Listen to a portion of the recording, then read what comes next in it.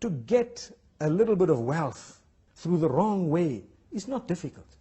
But what is poisonous is the result of that, because when we put that into our mouths, as Muslims we are taught that it contaminates the whole system. Say for example, I've had a meal. That meal was from money that I had extorted from someone, or robbed, or cheated them in one way, or deceived them, even if they gave it willingly, but for as long as they were deceived. That money is dirty. When I purchased a meal for my family with dirty money, what we are taught is they will eat it. When they eat it, it has a negative effect on the esophagus, the stomach, and the intestines, the entire digestive system, the enzymes. Everything is cursing this human being. And on top of that, the energy derived, the energy that is derived, the flesh that is grown through that which we ate, which was earned in clandestine means, will not be used in something spiritual or good. So we have energy with our hands. We are not happy when we touch that which is permissible. We will only be quenched when we touch that which is not allowed. We are not happy when we look at what is allowed for us. We will only be quenched when we look at that which is prohibited. Why? Because we've eaten that which is what we call haram, that which is prohibited, dirty, filthy. So our eyes cannot be satisfied except through a filthy way.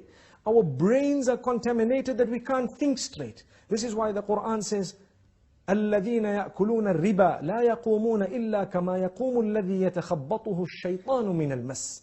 A person who consumes usury and interest, and as Muslims, we firmly believe that that is haram, it's prohibited, because interest makes the rich richer and the poor poorer. You've got money, you can lend it out, people who are poor will work for you forever and ever to give you more and more, and they have less and less. In a nutshell, when a person eats dirty wealth, they get up, or they can only stand in a condition of the one who is possessed by the devil. Which means they are not happy when they look at their own wives, but when they see other women, they are excited and happy. It quenches their eyes. They cannot be happy when they touch something which is legitimate, but when they touch that which is prohibited, they are happy. They are excited. When they think, they can only think awkward. They were only happy with dirty thoughts, but the clean thoughts do not come into their minds. Similarly, when they have to judge between people, their minds are sometimes blown apart. They don't know how to think. They cannot see simple mathematics. 1 + 1 to them is not 2. Why? Because they don't have the brain. To them, they cannot see that this person is right and this is wrong, because they have nourished that brain with that which is prohibited.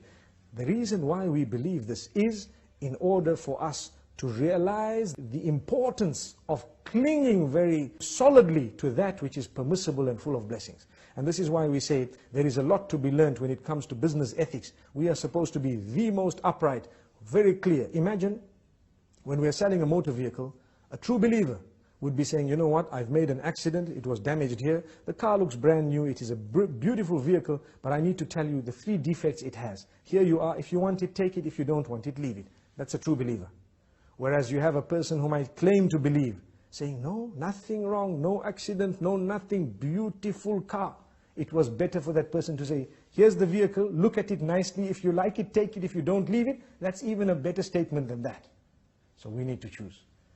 And the result of it will be either we are blessed or we lose blessings. The choice is yours.